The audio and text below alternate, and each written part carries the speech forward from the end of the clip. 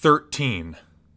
We got through the dry canyon with a minimum of battle and crossed the wasteland without being tempted by any sudden cactus fruiting, eventually reaching the bank of the Lake Talfa before it got dark. It was after 5:30 in the afternoon, and the navy blue lake shone and flickered with the light of the flame-like setting sun. Mia stood at the edge of the water, lifted her gas mask up, and exclaimed in wonder, "Wow! I've never seen so much water in my life. Is this the ocean?" Asuna stood behind Mia. She seemed to like that position, and held her shoulders as she said, "This is Talfa. It's a lake, Mia.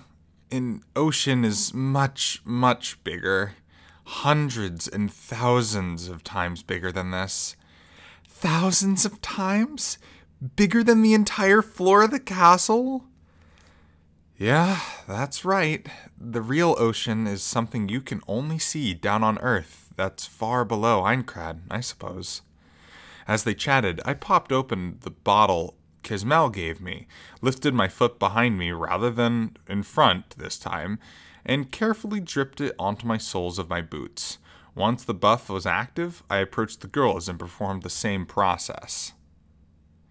The level of the bottle was much lower than the first time I saw it used, but it looked like we still had a few doses left.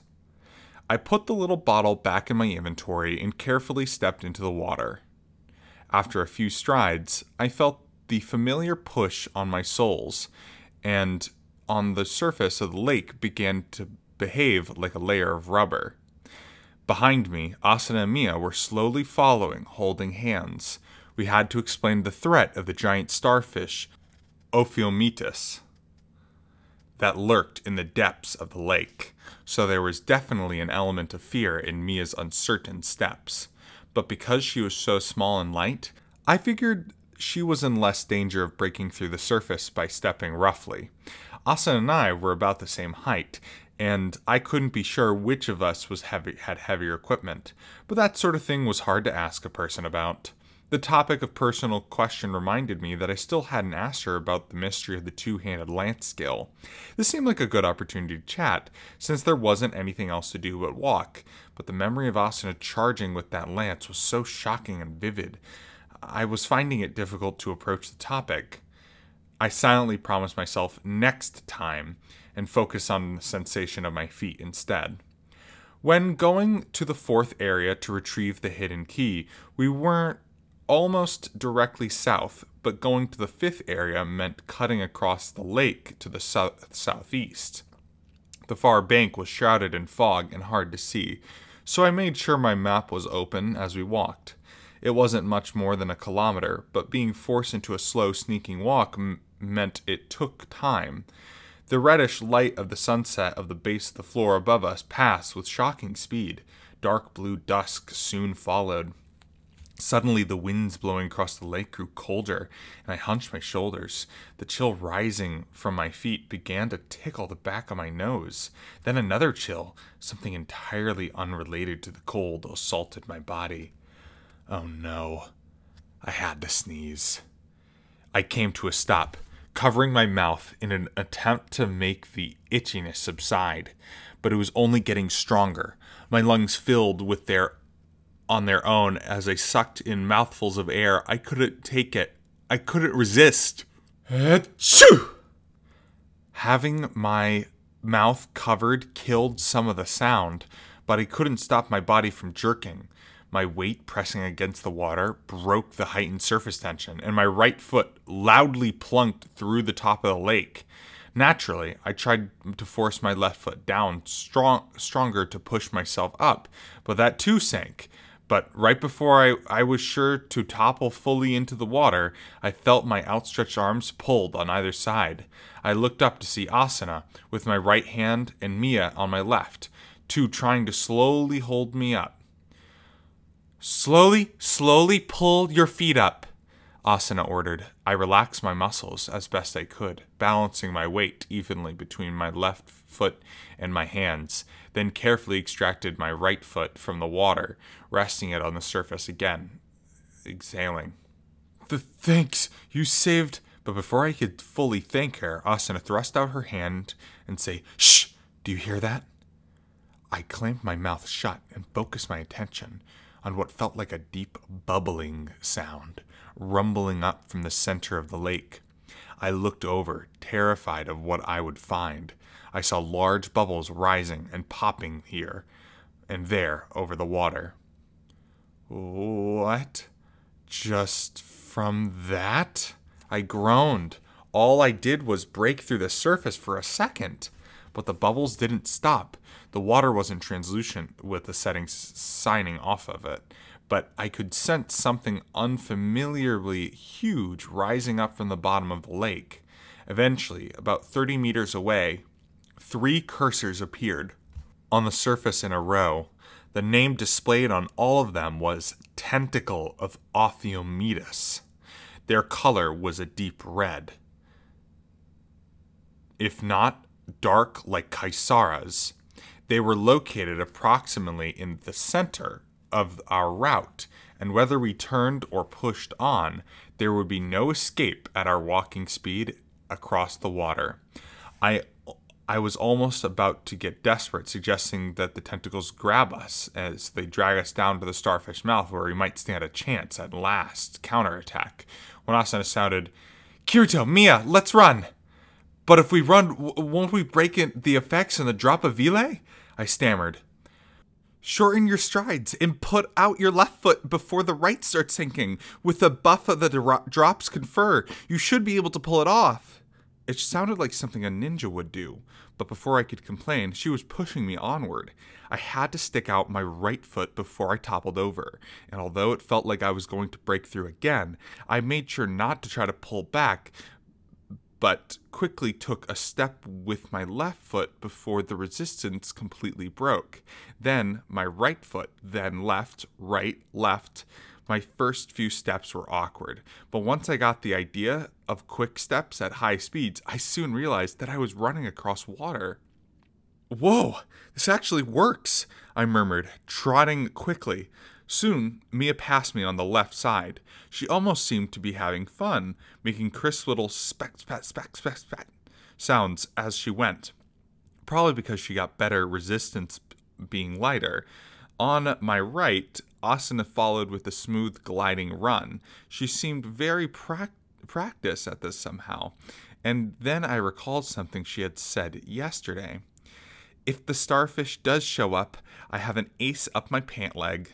She was probably referring to this running technique, but the only reason I was able to just barely pull it off at my first attempt was because of the protection of the droplets of Vile. I could easily imagine myself sinking before my third step without the buff. The same would be true for Asuna. How did she come up with the ninja-like technique? These thoughts only used 1/10 of my brain, though 6 parts went to the control of my legs, and the remaining 3 were focused on the watery sounds behind us. I could stop ascertain the nature of the splashing, but it was very easy to imagine those starfish tentacles breathing the surface and chasing after us. I got a feeling that they were drawing closer, but we didn't have any other recourse than to keep running fast as we could. After 1, 2, then 3 bands of mists hovering over the lake, the beach of the far bank, orange in the sunset, came into view. It looked to be about 100 meters to the part of the land that jutted farthest into the lake. "Ugh!" I bellowed, shuffling along the top of the water as close to the red zone as I could manage. Normally, I ran with a long leaping stride, so this kind of running was hellishly alien to me. But if I took steps any longer than this, I wouldn't be able to safely pull back above the water in time. I bet that Arga would be good at this sort of thing. Maybe I should bump up my AGI a bit, I thought as I sped across the remaining distance and reached the bank 2 seconds behind Mia. I kept my scampering speed after it was sand beneath my boots and waddled onward as I showed my pace. Only when the ground underfoot turned from beach to sand to grass did I finally come to a stop, panting. When I turned around, there were 3 red cursors floating about 10 meters out land past water's edge, writhing like snakes beneath the cursors were dark gray tentacles. Their ends were extremely sharp, but they widened about a third of the meter across where they went back into the water.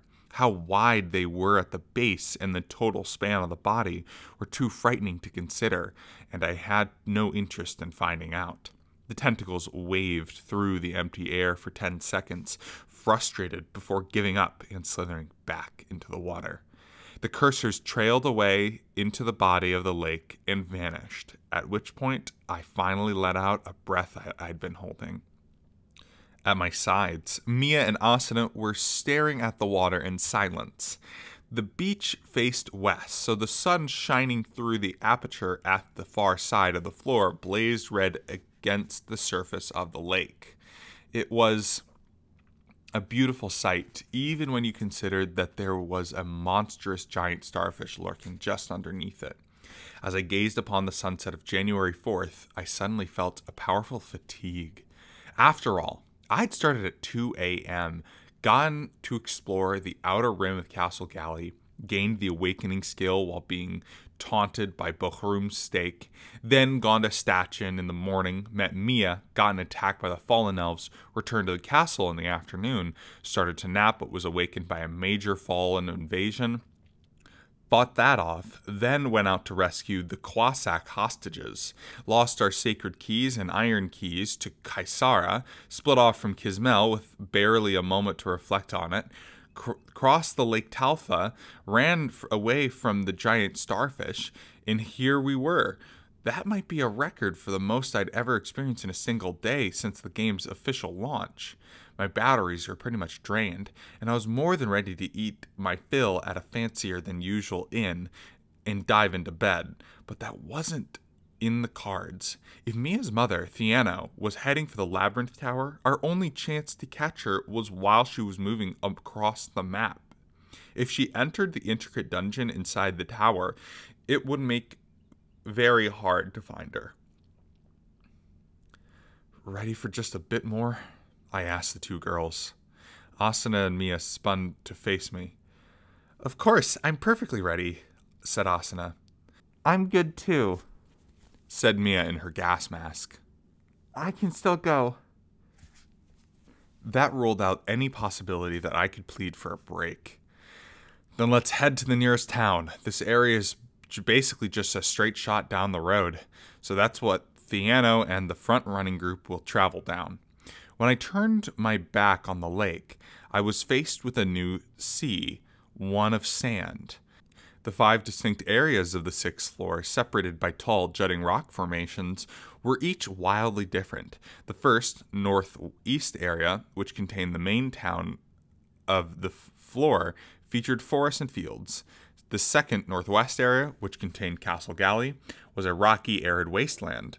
The third, southwest area, which we skipped, was swampland. The fourth, south area, which was a dungeon containing the elves' sacred key, was themed after caves. And the fifth, southeast area, where we stood now, was desert. It was a classical RPG terrain theme, but facing a real desert in a VR MMO presentation. I was stunned at the overwhelming scale of it. Massive sand dunes stretched as far as the eye could see, and there were no landmarks to define the distance. There were even heat mirages that served as visual traps, appearing like an oasis, but vanishing just before you reached it. On top of all that, the far distance was blurred out by a wind and dust effect that meant we could even see the Labyrinth Tower until we were within 100 meters of it. Worst of all, the handy map screen on my window was given the same treatment as the Forest of Wavering Mists on the 3rd floor, graying out sections at random. The only thing you could trust was the narrow red brick road that ran through the desert, visible only at certain sections. Even the little bit of grass we were standing on faded out within 10 or 15 meters, transitioning into sand. That was only a different texture than the stuff at the lakeside. A lonely trail that looked ready to fade away in the wind stretched onward. And we just follow that path? Asuna asked.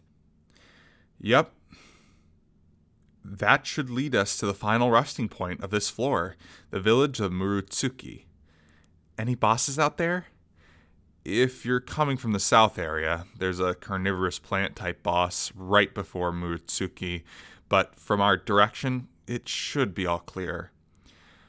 I'm hearing a lot of shoulds, she noted dryly, which elicited a giggle from Mia. Kirito, have you been to this desert before? Yeah, I said automatically, before reconsidering and holding myself to the bare minimum of an answer, lest I start telling Mia about the beta test. Just once before, a long time ago. I should remember where the village was, at least. Then let's go and leave a trail of breadcrumbs in case we get lost. The girl said, presumably joking, until I realized she wasn't. It made me wonder if Theano had read her fairy tales like that one. Well, I think in a desert the wind would blow the breadcrumbs away. As long as we don't lose sight of the brick roads, we should be fine, and if we get lost, we can always come back here. Then I'll make sure we're always on the path, Mia said, staring to walk and forcing Asuna and me to catch up. My partner leaned over and whispered, "You seem to be surprisingly adept at dealing with little girls." What? I'm ultra bad at it. Just as bad as girls my age and older girls too. Uh-huh, said the fencer, pulling away with a look that might have been exasperated or possibly pity. After just 5 minutes of walking in the desert, Lake Talfa was out of sight, behind the huge sand dunes. All I saw over my shoulder was faded purple sky and dark red sun, and ahead of us, to the sides, everything was shrouded in sandy haze, with even the pillars of the outer perimeter hidden from the sight. I could make out the rocky floor above us, but the details were fuzzy. Even our trusty brick road was covered by sand and crumbled away in parts. Now and then, desert monsters like lizards and snakes attacked from nearby sands. If you had to look at a positive feature, at least this place was without blessing of the green, like the wastelands area, so there shouldn't be any danger of fallen elf attack, except for those darn branches they had. Then again, after Kaisara took the iron keys away from us, maybe we didn't need to worry about them bothering us anymore. Still, I kept my guard up as we walked. As about 30 minutes with Mia in lead, we arrived at Murutsuki, just as the last rays of light vanished behind us. It wasn't a big place at all, but it did have a large oasis spring in the center of town, with palm trees and cycads spreading their long, narrow leaves along the edge of the clear, crisp water. The buildings were made out of sand-colored stone and the same rough texture as Castle Galley, but without any kind of ornamentals or whatsoever. The short main street was lit with simple fires, and there were sad, lonely strings playing from somewhere. "This kind of Arabian-sounding instrument," I whispered to my partner. "I remember wanting to look it up in what it's called in the beta." Asuna inclined her head briefly. "I'm pretty sure it's an oud." "Oh, well," I said, impressed with her worldly knowledge. I lowered my voice further. "If I don't forget by the time we beat this game, I'll have to look that up when we get back." "Since you're here, why don't you just try practicing with it?" I don't think the musical instrument skill is going to be much use here," I said, shaking my head. This actually seemed like the perfect time to bring up the two-handed lance skill, but before I could broach the topic, Mia turned back from ahead of us and called out, "There's a very strange horse over here." She was pointing at one of the palm trees on the north end of the spring, where a large four-legged creature with a brown, shaggy fur was tied up. I recognized its distinctive back and curved neck from the real world, pictures and videos, if not personal experience. "That's not a horse, Mia. That's a camel," said Asuna, walking up to the girl and pointing to the animal's back. "See those big humps on its back? It has one. It's called a dromedary. It has two. It's a camel. But that camel has more than that. Huh? Asa and I looked closer until the camel indeed had 3 humps on its back. It wasn't a shock to me because I'd seen it in the beta, but Asana just paused, a bit awkward, and said, "That's called the 3-humped camel." Went the sound that escaped my throat. Asana shot me a nasty glare, then trotted off with Mia to get a closer look.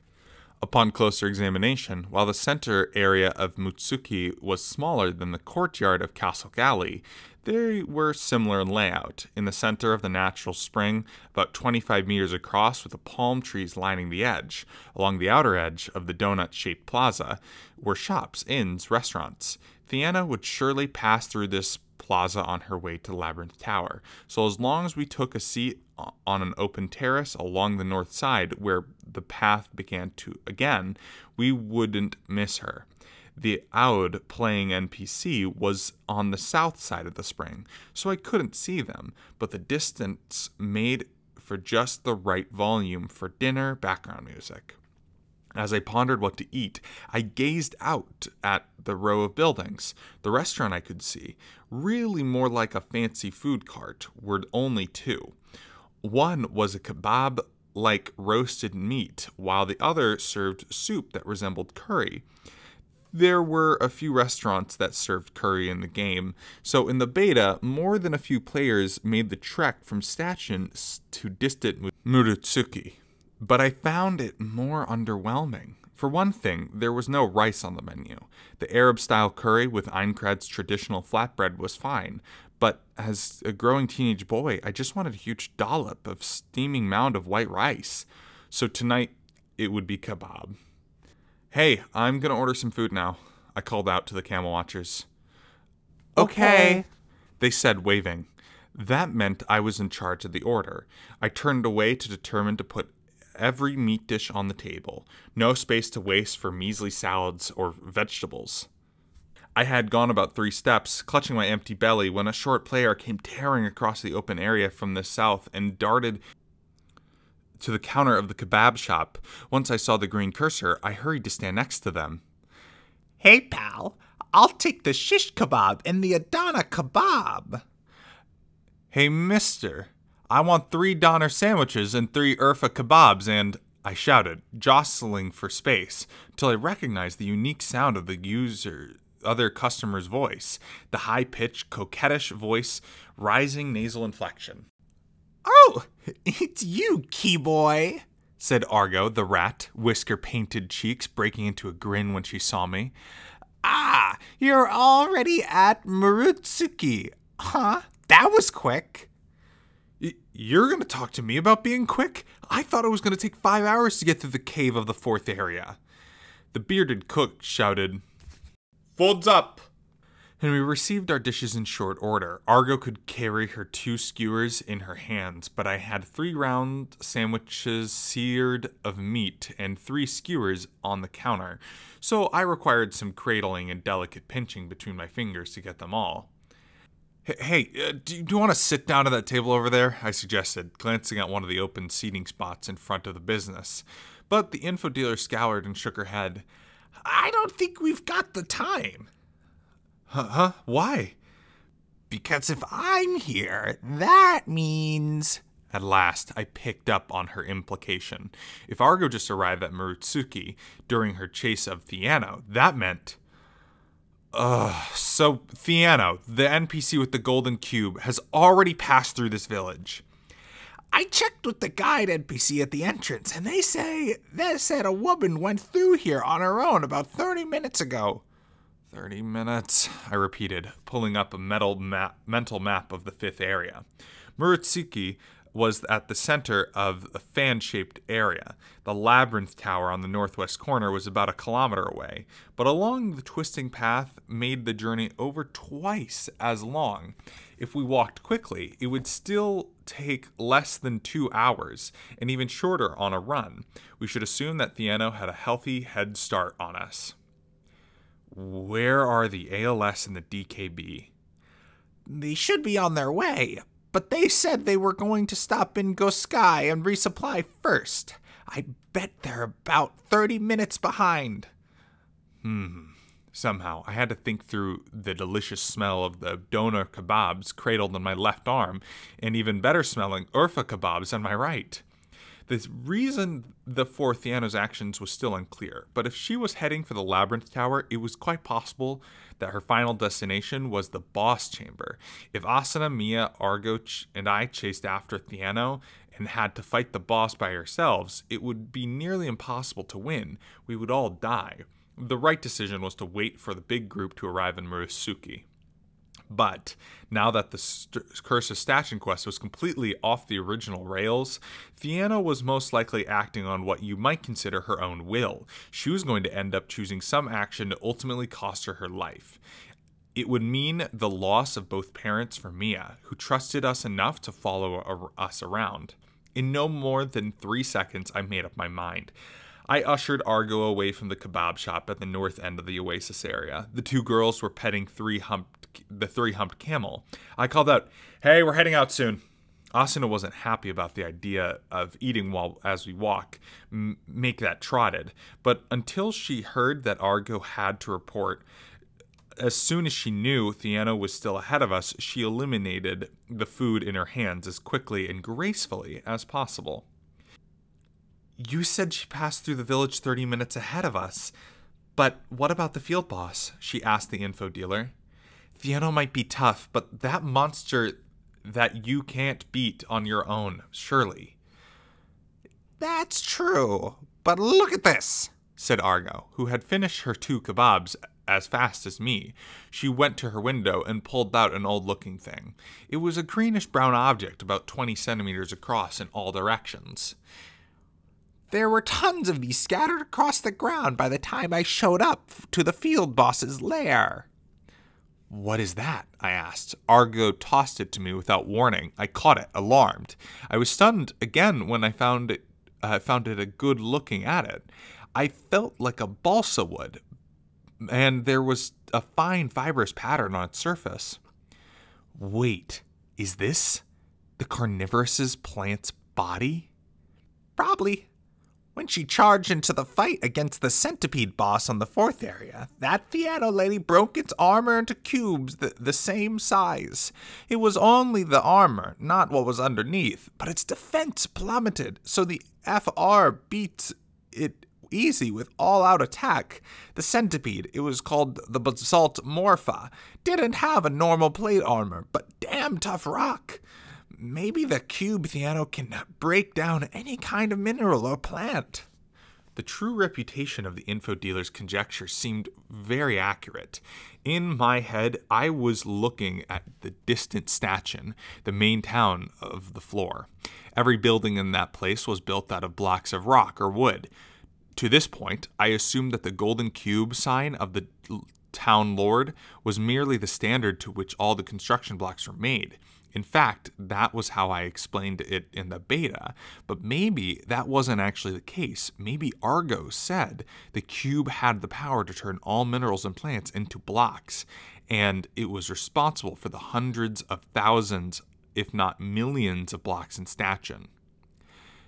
"Hey, Asuna, how many blocks do you think there are total making up all of Statuen?" I asked, pausing my thought process. The fencer frowned and said, "Is that something we need to know right now?" I think so." "Well, to break it down exactly, the town has 2,000 feet from north to south, and 1,000 feet from east to west. So divide 24,000 by 8 to get 3,000, then multiply by 1,500 for a total of 4.5 million. Thanks." Asuna then jabbed my arm, and Argo snorted with annoyance on the other side of me. Up ahead, Mia nimbly turned around while running with half-eaten sandwich on her skewer hand. "Kirito, that is only the number of stones forming the ground, but the buildings rise up above the ground, so..." "Oh, right. I stammered, starting to envision all of Statuen. Asuna got to the point quicker. "Look, why don't we just estimate that there's 3 times the base total, so that would be somewhere around 13.5 million blocks." "Oh, Thanks a million, I said, but Asuna didn't seem satisfied yet. So what do you need that number for? She pressed. Oh, I was just thinking, what if the wood and stone blocks that make up stanchion weren't cut individually with saws and chisel, but they were broken down from nearby mountain and forest with the power of the golden cube? Ah, I see. Well, I just came here after witnessing a whole pile of blocks dropped by a carnivorous plant boss, so your crazy idea got some real legs to it. Argo grinned, but just as quickly she looked pensive. We long ago left Murasuki behind, and we were back on the desert path. The sun had set entirely by now, though the desert dust clouds blocked the moonlight, and there was fortunately a pale blue environmental light that glowed against the slopes of the dunes. At this rate, we could have rented some camels in Murasuki and enjoyed a nighttime trek through the desert, if only we had the time, and if only I knew where exactly on the three-humped camel to sit. In the chilly night air, Argo's voice was more serious than earlier. You know, if that's true, we might have some trouble on our hands. What do you mean? If she can break down all kinds of rocks and wood, couldn't she just bust through the walls of the dungeon, make a straight run all the way to the boss? Forget all the traps and tricks. The ALS and the DKB probably think it was Theano's power that broke up the centipede's armor, but if they find out it was the cube that did it, they'll be on the hunt for it. Oh, good point. A little imagination pointed out that the Golden Cube's uses went far beyond dungeon shortcuts. Aincrad was full of plant monsters like tree ants and nepithans, and stone-based monsters like golems and gargoyles, which could theoretically be dissolved into blocks in an instant. If you could get the experience point for that, you'd be able to level up at an incredible speed. The guild flag in my inventory had nothing on this cube when it came to the potential of game-breaking effects. If the Curse of Stanchion quest line proceeded ordinarily, Silent would have survived and reformed the cube and buried it in Pythagoras' grave again, and the player would never know its true power, much less actually possess it. But the night that Morche and the dagger wielder killed Silent, the quests began to shift dramatically. I had a feeling that we could seize the cube if Theano were killed too. I think that Argo is correct, said Mia, who had finished her food and put the gas mask back on. Argo, who thought of her as a simple quest NPC, blinked in mild surprise. The girl continued in a very natural manner. My mother told me that Stanchion is a town built of magic and curse. She didn't tell me what that meant when I asked, but perhaps it was because she knew the Golden Cube had terrible power within it. You mean Theano is headed to the Pillar of Heavens to do something with the cube's power? I prompted. We don't know that yet, answered Asuna. Maybe she's just trying to do something to the cube, but for now, we just need to catch up to her. Yep, that sounds right, agreed Argo, who looked forward. Like always, the narrow path wove through the sand dunes, but I could sense that a huge structure was approaching through the deep blue darkness somewhere ahead. Let's hurry, Asuna said, and we picked up our speed once more. It was worth putting in the effort not to stray off the brick path as we ran into the monsters a total of 4 times, but we did not spot Theano while in the desert. If she wasn't acting in accordance with a script, the monsters should attack her too, and lizards and snakes weren't trees or rocks, so the cube couldn't deconstruct them. On top of that, this being the last area of the 6th floor, all the monsters were tough. If she could beat them all herself, Theano would be on Kismel's level, at the very least, far tougher than Silent, whom Morche easily killed. With Mia present, all I could do was pray that no matter how things shook out, we wouldn't have to fight Theano. There was an especially large dune ahead that we raced up, and with Asuna and Mia reaching the peak in a few seconds before me, there they came to a stop and stared upward. When I crested up the hill, I saw it too. Just 100 meters away, a mammoth structure stood darker than the night. It was a labyrinth tower of the 6th floor. 4 days after we started this floor, on January 1st, we had finally reached it. The normal plan, prioritizing safety, would call for the full help of the frontline group in mapping out the interior of the tower, taking a day or two to discover the boss's chamber, another day to scout out and strategize against the boss, and one more day for the battle itself. But in this case, as in others before, we couldn't sit back and take our time. Like the 5th floor, where we needed to complete the tower and beat the boss in a single day, this one, where we'd need to rush through it, careful mapping be damned. We didn't catch up to Theano after all, and the ALS and the DKB didn't catch up to us, I murmured, looking over my shoulder from the top of the dune. The tower is one thing, but I don't know if I like us heading to the boss chamber with a group this small, Asuna said, her tone worried. Let's just hope that's not where Theano's going. Yeah, but there's usually not much else to do in a labyrinth. Then we just gotta catch up before the boss chamber, said Argo. I turned back, and she tossed a long, thin bottles to both Asuna and me. I caught mine, popped the lid, and put it to my lips. Chilled lime flavor with a hint of carbonation refreshed my tongue. It didn't seem to be any type of potion, but it tasted great after a run across the dry, dusty desert. Mia was drinking one too, holding it with both hands. Refreshed by Argo's gift, we rushed down the last dune towards the tower. The layout of the 6th floor tower was not circular or square, but pentagonal. It was so huge, however, that it was difficult to tell just from looking up at it. I recalled only figuring it out in the beta once I went inside to map it. At the time, there was a debate among testers as whether or not the 5-sided shape meant something, but we never arrived at the satisfactory consensus. The blackish stone walls of the tower, once seen up close, were indeed run through with lines on every centimeter, like the building in Statuen.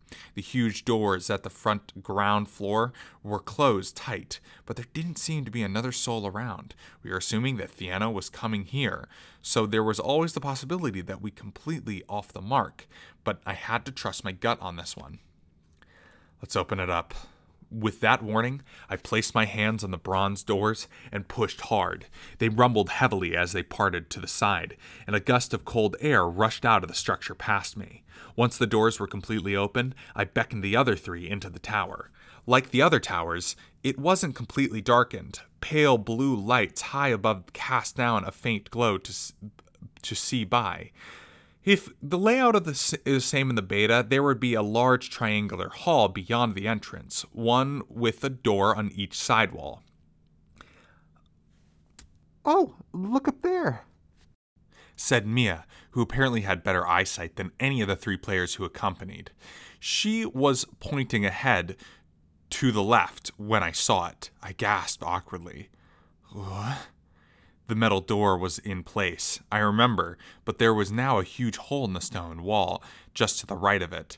It wasn't split or smashed open. It looked like a cohesive force of the blocks made up the tower had been lost, causing them to collapse. I walked up to the hole, lifted one of the stone blocks, and said, "So Theano used the golden cube to break down the wall, I suppose." "Why didn't she just go through the door?" Asuna asked. "Is it locked?" I glanced farther into the room and said, "See how there are stone pillars growing up from the floor there? You're supposed to solve the puzzles on the pillars, then beat the monsters that appear, I'm pretty sure," I said, trying my best not to sound suspicious with the information around Mia. The fencer seemed satisfied and nodded. "Ah, so she just cut out that step. Then if we follow the path she's taken, we won't have to do the puzzles either." "Probably not, but still have a normal wimpy monsters to deal with," I said, tossing the stone block aside. Just then, if drawn by the sound of the stone, in fact, it almost certainly was, there was a hissing roar from beyond the hole. "Here it comes!"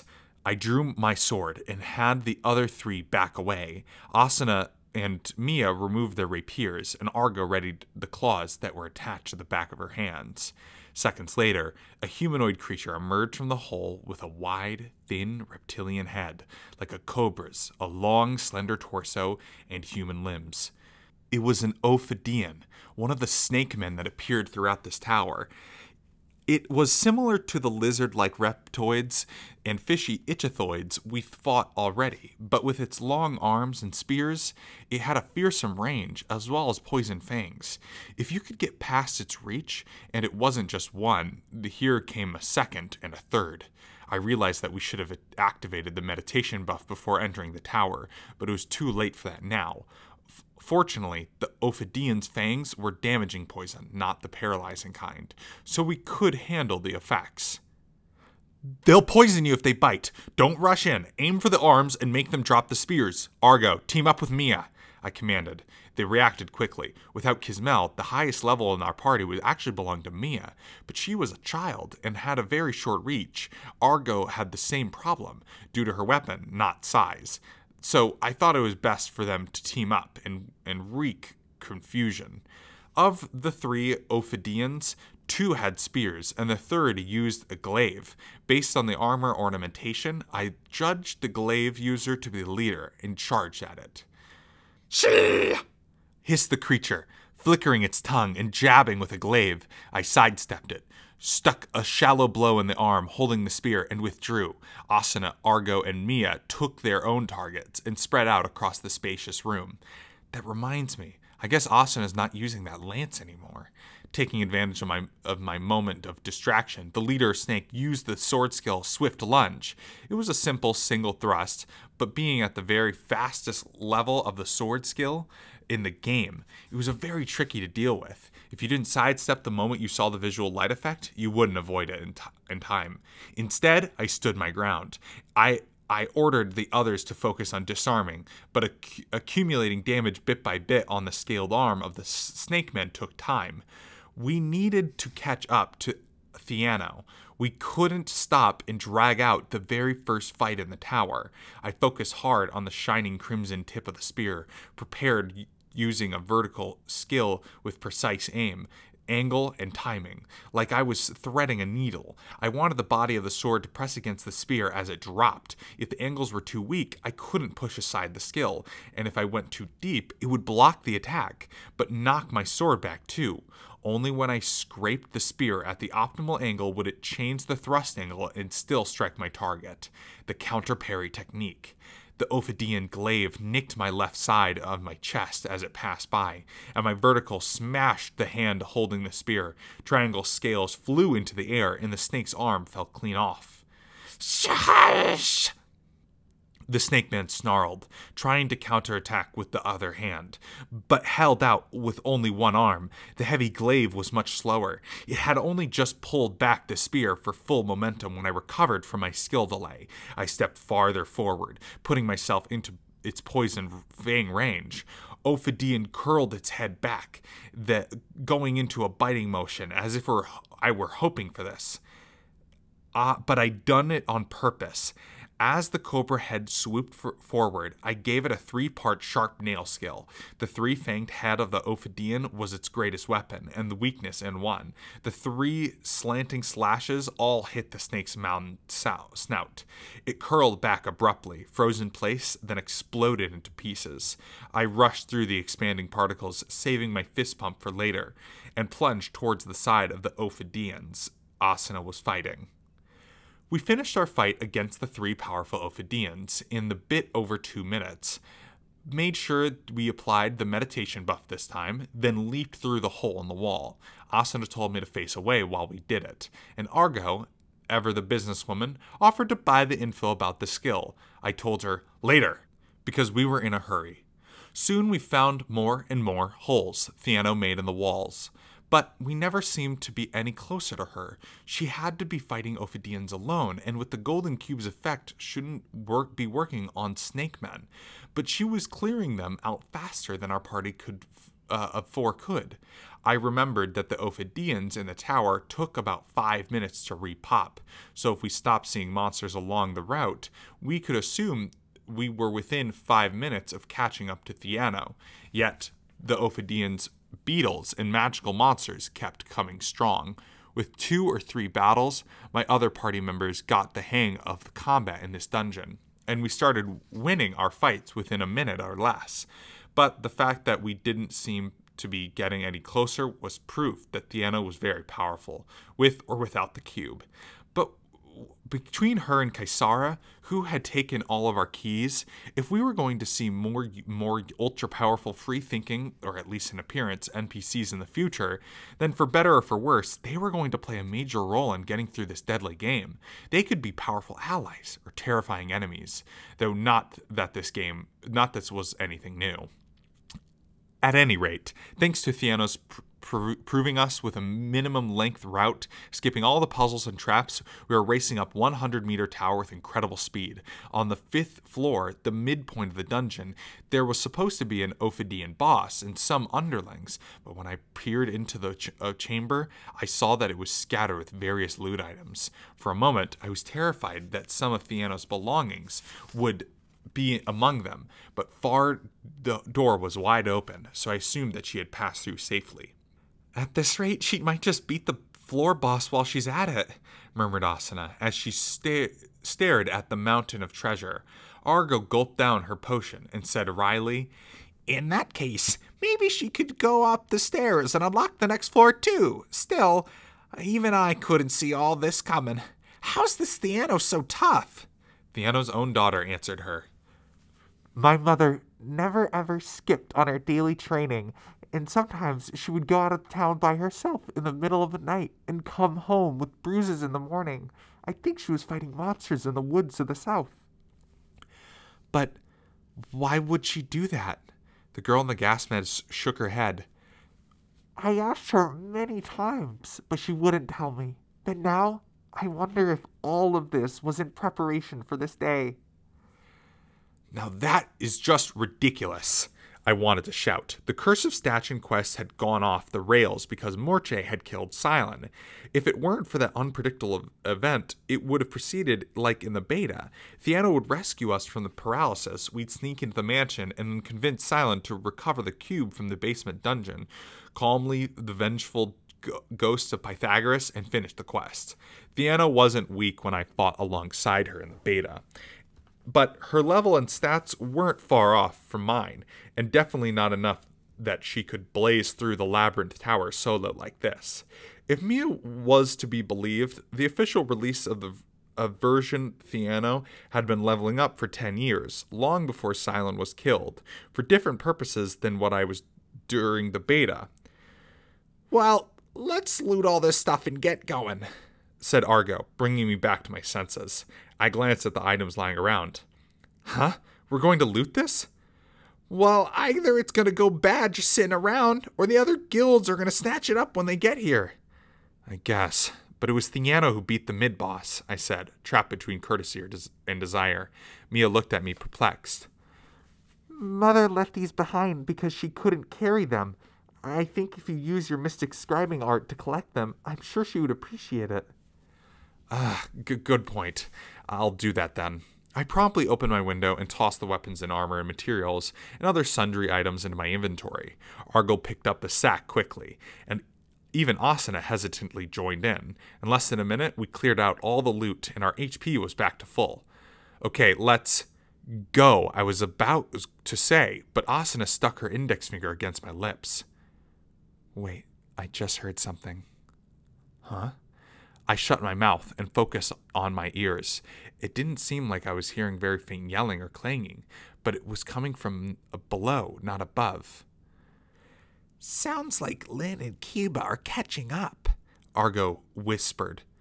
She listened 2 more seconds, then added, "But they're still far off. We're only hearing the sound of combat because all those huge holes in the wall. It's going to take them a good 10 minutes or so to get here. What do you think? Should we wait?" "No, let's go," I said promptly. Catching up to Theano is the higher priority than grouping up with the rest of them. "I agree," said Asuna. Mia lowered her head. I don't know what to say." I placed her hands on her shoulder and spun her around. "You can figure out that once everything is settled. Come on, let's run." "Okay." The group headed for the door. In the second half of the labyrinth, the level of random enemies rose noticeably, but checking the mid-boss's loot as we ran, I found an excellent rapier, if not as good as the chivalric rapier, and a set of claws that was +5 to agility, which I gave to Mia and Argo respectively. We continued upward to about the same speed as we had through the lower half of the dungeon. The next thing I knew, it was after 8 o'clock, but oddly, the crushing exhaustion I felt on the shore of Lake Talfa did not return. I was certain that the next time it happened, I wouldn't be able to recover, but for now, all I could do was keep running. Asuna should be just as tired, but she wasn't complaining one bit. "Hey," she murmured, drawing a glance from me. Have you noticed it's been a while since any enemies showed up?" Oh, now that you mention it. She was right. Ophidians and other monsters had persistently shown up for the past mid-boss chamber, had been rather quiet for the last 5 minutes, not because their pop pattern had changed, but because someone ahead of us was clearing them out, and they hadn't repopped yet.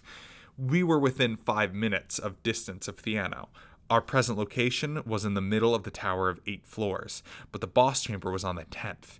At our current pace, we might still be too late to catch her before she reaches the chamber. "This is a gamble, but I think we should throw caution to the wind and just sprint," I suggested.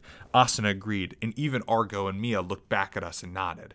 Before we had been carefully monitoring the growls and shuffling of monsters, or the glimpse of red cursors out of the corner of our eyes, but now I jumped ahead at full speed. I often conserved my top speed while working in the frontline group, but I had the lowest agility of the 4 present, and now I raced with all my ability. The textures and joints of the walls and the floor turned to be a blur, and dry air buffeted my face. When sprinting within a dungeon, your ability to turn your cornering, if you were in a racing game, was crucial. Without shoes with excellent grip or high proficiency in the sprint skill, you might fail to rotate your momentum and crash into the far wall on a turn. So I gave up on an ordinary turning and went back to wall running for a few steps first, like I'd done when Asuna and I raced down the stairs in the inn in Statchen. Asuna and Argo had mastered the style of turning too, so I went to wall run on the next left turn. Only when I dropped back to the floor did I mentally kick myself. We had Mia and the NPC with us. There was no way she could pick up this sort of outside box hack that defied common logic. I glanced over my shoulder as I slowed down, and found that I was worried for nothing. Mia, who was in front of Asuna, nimbly ran 5 steps along the wall, as though gravity meant nothing to her, before transitioning back to the floor. I had to face forward and speed up, lest she overtake me. Apparently, sword fighting wasn't the only thing Theano had taught her daughter. Knowing that there was no point in going slower, now I went back to spring the wall ran around the next turn. Obviously, we had to stop and determined in the direction when it came to the T-sections and crossroads, and we always had to choose a route that did not suggest the presence of monsters or that loot strewn across the floor. At a dead end, we found yet another hole in the wall, through which we stepped. There was a staircase on the right. We took it at full speed. The 10th floor of the labyrinth was also almost entirely taken up by the boss chamber, so the 9th floor was the last floor of the actual dungeon. Normally, this was an extremely dangerous place with vicious monsters blocking the way, but Theano's path behind but nothing but treasure, not even a single scarab scurrying along. We didn't have time to stop and inspect the ordinary monster loot, but Argo keenly identified just the rare goods as we ran, hooking them into her claws and tossing them into her window. Even I couldn't mimic that kind of dexterity and opportunism. After 3 minutes of running down hallways and through giant holes, skipping all the terrain and gimmicks in the dungeon's 9th floor, we came to an elevated walkway with a stately design leading to the huge set of stairs. Those would lead to the 10th floor, but there was no one on the walkway of the stairs yet. I bit my lip. It seemed like Theano must have already gone into the boss chamber. "Mother!" Mia wailed, lifting her gas mask and racing past. Hey! I shouted, going after her, until I noticed something. There were faint footsteps approaching from ahead. Though the person making them was unseen, there were 2 sets of stairs that met on the landing in the middle before turning back around. Someone, no, definitely Theano, was climbing the stairs after the turnaround, where we couldn't see. She was less than 30 meters away, but the boss chamber was just above us. Mia crossed the elevated walkway with an even speed Argo couldn't match and flew up the left hand of the stairs. At this rate, Theano and Mia might jump into the chamber alone and cause the door to shut behind them. I had no other choice but to draw my sword and rest it on my shoulder. "Ugh!" I shouted, launching off the floor with a sonic leap sword skill, zooming across the other half of the walkway to the stairs, intentionally missing the landing. I lost a few pixels of HP, but it kept me rolling directly up the stairs to the landing, where I caught up with Mia. My skill delay wore off while I was tumbling, so I kicked back off the wall towards the second flight of stairs, looking up to figure I rushing up the steps ahead. It was a woman with a golden blonde hair, rapier at her right hand, and a large cube in her left. The yellow cursor above her head said Theano. Theano! Mother! But the woman took three or four more steps and only stopped one stair before the 10th floor. She spun around, ponytail long, deep green skirt whirling. She looked down on us with ash green eyes, the same shade as Mia's. This wasn't my first time facing Theano, even in the official release. When we got the quest from Silent in the mansion in Statuen, the first person we went to talk to was Theano, the former servant, but she was dressed in plain apron dress and looked like any other housewife NPC. Now she was dressed in a gleaming fine leather armor and held a rapier. She looked like a veteran sword fighter. Her regal beauty softened somewhat, and in a soft but clear voice said, "Mia, Kirito, I expect that you would follow after me, but I did not think you would catch up." "Mother!" Mia repeated, unable to do anything but clutch the handle of her rapier with both hands. Instead, I spoke for both of us, choosing my words carefully. "Theano, I don't know what you're trying to do, but please don't charge ahead alone. Stay here and talk with us first, with Mia." Just then, Asa and Argo caught up and stood to our sides. Theano looked at us all in turn and spoke to her daughter again. "You've gotten so strong, Mia. I'm sorry for disappearing without a word. But this is my role. As long as this cube exists, the cursed puzzles of Statuen will never disappear, and the bloody battle over the inheritance will continue.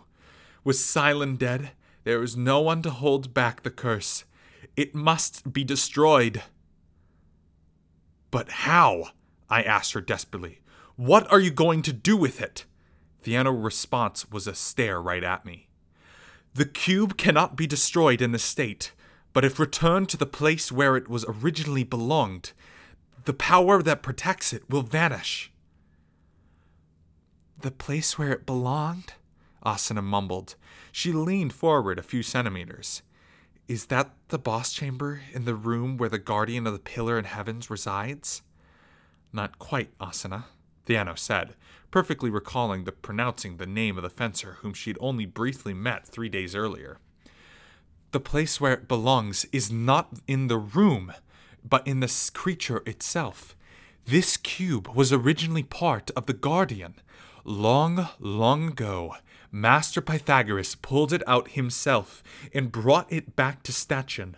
Well, at the time, it was just a nameless little village. It was the cube's power that helped the town grow into a splendid form it was today. But it was never meant to fall into human hands." Theano paused, then gazed at the golden cube in her left hand. "That's a part of the boss's body? And the previous lord, Pythagoras, separated from the boss and used its power to create this town of Statuen?" I struggled to digest this new information that I never learned in the beta.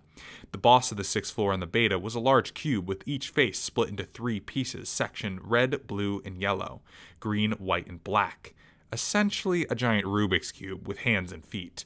If you struck the edges with your weapons, they rotated 90 degrees in that direction. As you repeated it and matched up the colors, the cubes would scatter and split off, revealing a core that could be damaged. but I didn't remember any golden cube. Then again, it wasn't rare at all for the bosses to have been altered between the beta test and the official release.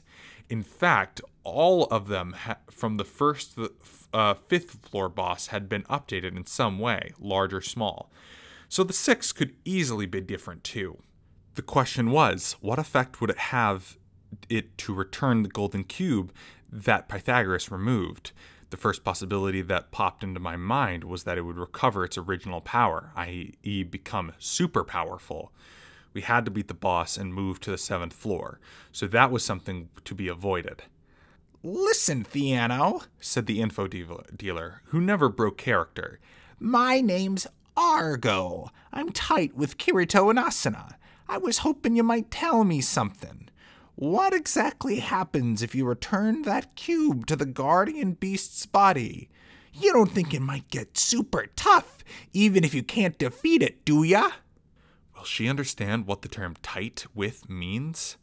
I wondered, my mind straying. Theano didn't seem too bothered by it, though.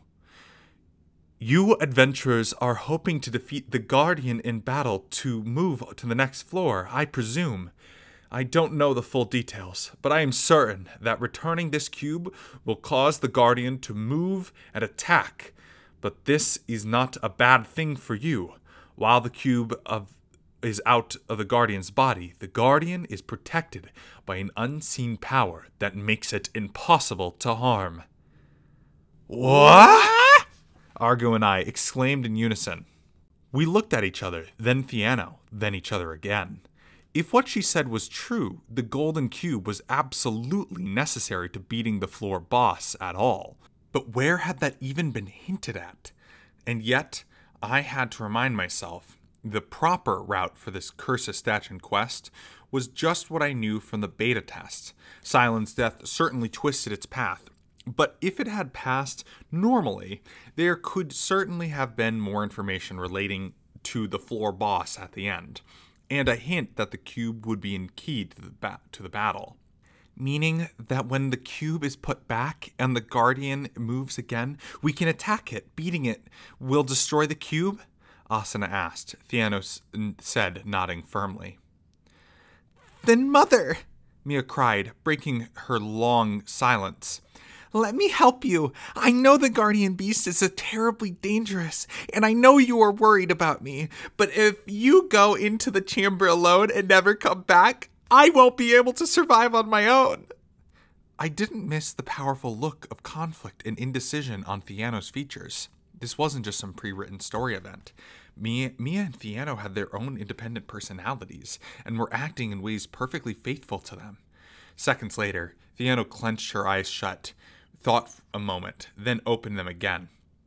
She put a rapier on her hand to sheath it on her side and smiled. "All right, Mia.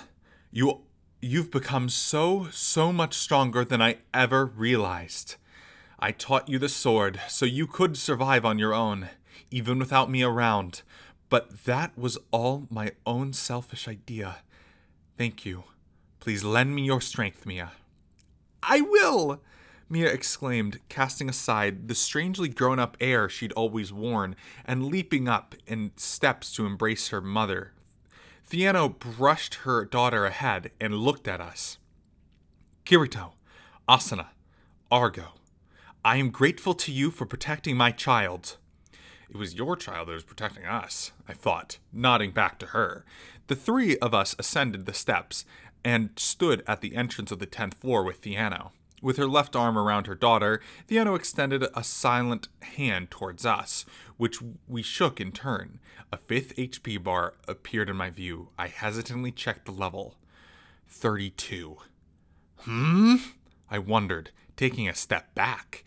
It was a high number, especially to me, a newly made 21 level swordsman, but it didn't seem so high that she could have been able to destroy monsters on her own that much faster than the party of me, Asuna, Argo, and level 23, Mia. Her gear was fine, to be sure, but nothing fancier than what was sold at stores. But there was no use to second-guessing Theano's power now. If we waited a few minutes, the main body of the frontline group would reach us too. Surely Theano would agree to fight with the rest of them, knowing it would make Mia safer. I whispered a request to Asuna and explained the situation to them. She gave me a glance and said, "Honestly, good grief." Before approaching Theano, I exhaled and looked around. A menacing decorated hallway continued on from our position for about 10 meters, ending in a massive set of bronze double doors. I took a few steps closer to examine them and saw a decorative relief modeled after the exterior of the tower, or the statue itself, in a 9x9 grid of squares. Beyond this point, the 6th floor boss awaited, its name and form still unclear. Normally, you would want all 3 trips for scouting, but according to Theano's explanation, you couldn't attack the boss with golden cube was placed back into it, and it was probably couldn't be removed twice, once it was there again. I had suspicion, based on the activation trick, that the doors of the boss chamber would stay closed until the fight was over. In any case, we were here. It had been a string of unexpected developments, but this wasn't a single-player RPG. It was a VR MMO with 8,000 players trapped inside. There would surely be more and more unexpected things happening to us, and we had to solve and overcome them as we made our way upward, up to that far distant 100th floor. I spun around forcefully and returned to my party member's side. 15 minutes later, the rest of the player group charged noisily up the stairs and got an awkward smile in greeting from me. With the help of Asuna and Argo, I gave the skeptical Lind and Kabao as much as an expectation of why we were here as possible. "Oh, so that NPC's with y'all then," grumbled Kabao. But when we told them the golden cube was a necessary item to beat the boss, there was no more bickering from the 2 guilds. After a meeting and a cooldown period, we got down to arranging the raid party for the boss fight. Teams A, B, and C went to the 3 parties of Kabao Einkrad Liberation Squad. Team D, E, and F were made up of Lin's Dragon Knights Brigade. Teams G was Asuna, Argo, and Mia, Theano, and me. Sadly, members of Agile Bro Squad were all low in agility and would not be suited for sprints, so they hadn't taken part in the chase. So we were in a bit of a low on the tank quotient, but we had to make up for it with mobility, I thought, as I leaned against the wall a distance away from the rest of the group. Just to be certain, I scanned the faces of the ALS and the DK present.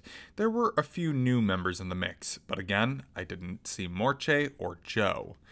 That was a good thing, of course, but that was also meant that we hadn't solved the question of what the man in the black poncho and his friends were doing allying themselves with the fallen elves. Was it to get the spines of Schmargor, those paralyzing throwing needles? They were powerful weapons, but would they really kidnap the members of Quasac and force them to poison the spirit's tree for something as minor as a good weapon? "I wonder if they'll try something else this time," said a voice next to me. It was Asuna, staring down at the stairs with a hard expression. She'll be on the same train of thought. If they are, I don't think Morche and Joe alone could climb this tower to do it. If they've got some plans in mind, it'd be from the 7th floor, right? I suppose so, she said, but the note of unease was still there in her profile. Between nearly dying along with Silent and the attack on Castle Galley, the PK gang had us on defensive all throughout this floor. I understood why she didn't want to let her guard down, lest it happen again. I glanced around, hesitated, then worked up the courage to move my left hand to the side. My fingers reached up for Asuna's hand and didn't grab it entirely, but it did squeeze the joints of our pinkies. Her delicate hand twitched, but she didn't yell or pull it away. A few seconds later, Asuna's hand moved in to return, enveloping my pinky in her palm, an awkward, reserved pressure. It was 9 p.m. on January 4th, 2023. The raid party, all preparations complete, lined up in front of the double doors. At the front, Kabao barked a short but forceful encouragement to the group and pushed the doors open.